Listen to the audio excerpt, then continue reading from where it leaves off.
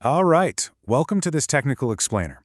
Today we're going to systematically unpack exactly how cross-VM cache timing attacks can completely bypass standard virtualization isolation.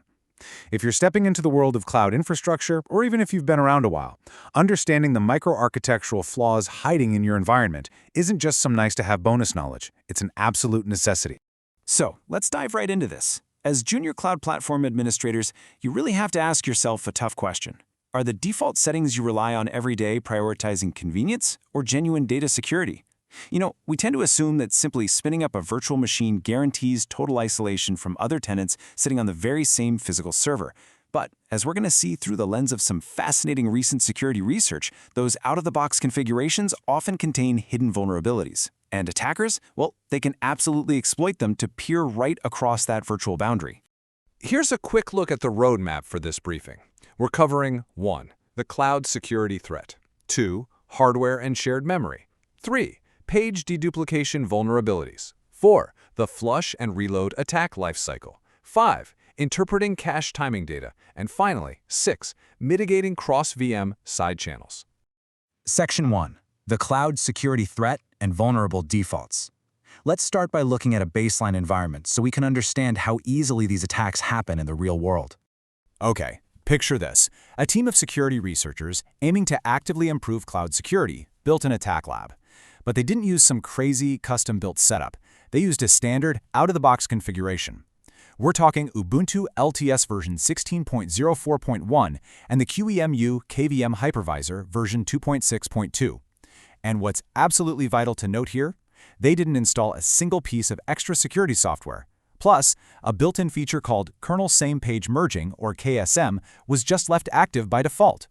By keeping things this standard, the researchers proved that default, unhardened setups are literally vulnerable to data leakage right from day one. This isn't some weird theoretical edge case, right? It's a direct reflection of typical private and public cloud deployments run by admins who might just be totally unaware of these micro-architectural risks. Moving to Section 2, Hardware and Shared Memory, the CPU enablers. Let's examine the physical microarchitecture that actually makes this timing leak a reality. Take a look at this. Notice how the Level 1 and Level 2 caches are boxed in. They are entirely private to each individual CPU core. But then look at the Level 3 cache, often called the Last Level Cache, or LLC.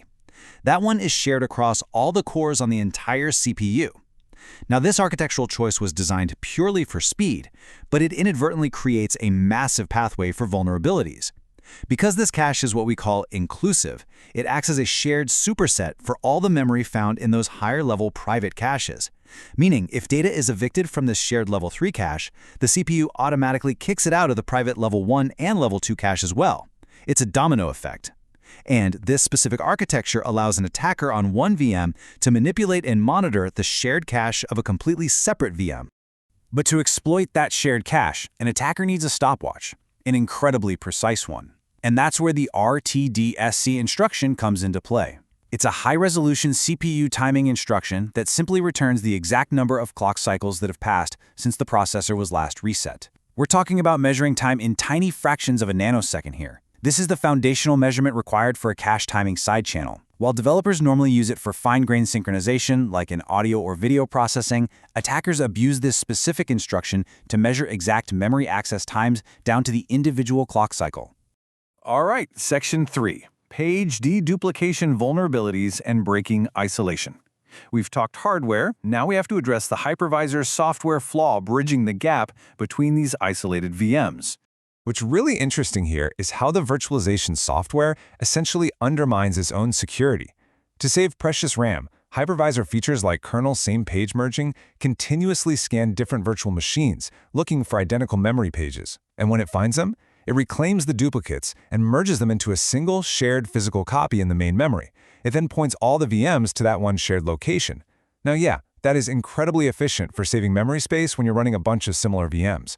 But it purposefully hands an attacker a shared memory address. It completely shatters the virtual memory abstraction that's supposed to keep your tenants isolated.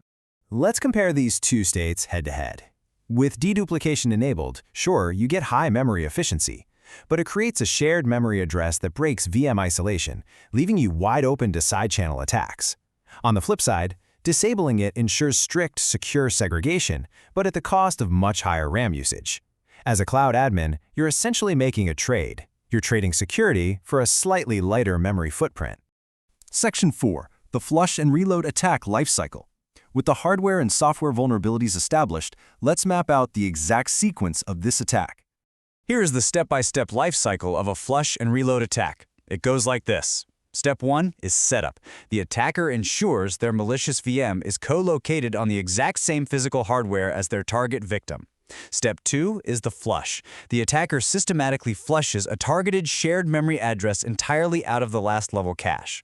Step 3 is wait. The attacker literally just pauses for a fraction of a second, giving the victim VM an opportunity to execute its code and potentially access that same memory address. And finally, Step 4, reload and record. The attacker reloads that specific memory address and uses our trusty RTSC stopwatch to record exactly how long it takes to load. Let's look at how this builds out in actual execution. This assembly code snippet shows the precise implementation of those steps by the researchers. Notice the RDSC command? It's being called right before and right after the memory access, essentially acting like bookends to measure the time. And down at the bottom, there's a function wrapping the cluflush instruction. Cluflush is the command that deliberately evicts the memory line from the cache hierarchy, forcing the very next access to be pulled all the way from the much slower main memory. Section 5. Interpreting cache timing data. Once the attacker executes these flush and reload steps, they still have to analyze the time measurements to extract actual intelligence. By mapping load times to cache status, an attacker can confidently deduce the victim's activity. Honestly, it's pretty simple logic. If the reload time in Step 4 is very fast, it means it was a cache hit. But wait, the attacker explicitly flushed it earlier, right? So the only way it could be back in that fast cache is if the victim VM accessed that data during the wait period. Boom, they caught them. Conversely, a slow load time indicates a cache miss. The data had to be fetched from the slow main memory, which tells the attacker the target victim was idle and didn't touch that data. By repeating this cycle thousands of times a second, attackers can trace exactly what the victim is doing, potentially even extracting sensitive cryptographic keys. Section 6. Mitigating cross-VM side channels. As cloud platform administrators, just understanding this exploit is only half the job. You have to proactively harden your environments against it. So, the absolute crucial point is how you configure your systems. To effectively block these side channels, you have to deliberately turn off these vulnerable features. First, cut that shared memory link entirely by disabling page deduplication, like KSM. If you do that, attackers can never get that shared memory pointer in the first place. Second, disable CPU hyperthreading. This stops easy L1 cache sharing and is heavily recommended as a basic security best practice. And finally, you've got to implement advanced scheduling strategies.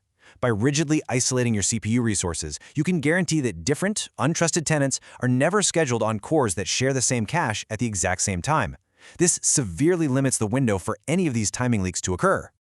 Ultimately, you have to make a choice. Are the hardware cost savings of deduplication truly worth leaving your infrastructure exposed to these devastating cross-VM microarchitectural attacks? When you just rely on default configurations, you're making a passive choice that prioritizes convenience. So, are you building a cloud that prioritizes packing in as many VMs as humanly possible, or are you building a fortress that guarantees your tenant's data is truly physically isolated? That is a question every single cloud administrator needs to answer. Think about it.